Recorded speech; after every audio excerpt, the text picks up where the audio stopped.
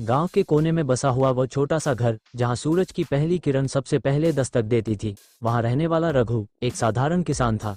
उसकी जिंदगी का हर दिन खेतों में मेहनत और परिवार के सपनों को साकार करने की कोशिश में बीतता था। रघु के पास ज्यादा कुछ नहीं था, लेकिन उसकी इच्छाएं आसमान छूने वाली थीं। वह चाहता था कि उसका बेटा रोहन पढ़ लिख कर बड़ा आदमी बने। रोहन पढ़ाई में होशियार था, लेकिन गांव के स्कूल की सीमित सुविधाएं उसकी प्रतिभा को पंख नहीं दे पा रही थीं।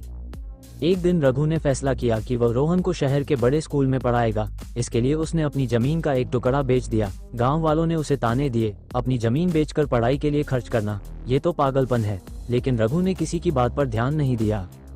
उसके बाद रोहन शहर चला गया, जहाँ की चकाचौंध और तेज रफ्तार जिंदगी ने उसे चकित कर दिया। लेकिन उसने अपने पिता के सपने को दिल में बसाकर मेहनत करना शुरू कर दिया।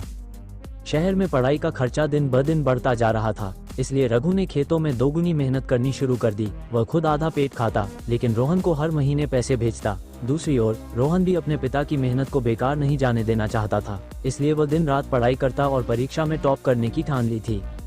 सालों की मेहनत के बाद रोहन ने इंजीनियरिंग की परीक्षा में टॉप किया।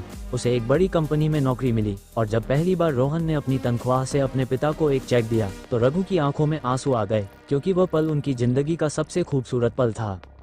फिर कुछ साल बाद रोहन ने गांव में एक स्कूल बनवाया। वह चाहता था कि गांव के बच्चों को भी अच्छी शिक्षा मिले। तब रघु ने गर्व से देखा कि उसका बेटा न केवल उसका सपना, बल्कि पूरे गांव का सपना पूरा कर रहा है। अतः इस कहानी ने ये सिखाया कि जिंदगी में संघर्ष और मेहनत से बड़ा सपना पूरा किया जा सकता है, क्योंकि जीवन की असली खूबसूरती अपनों के लिए कुछ कर गुजरने में है।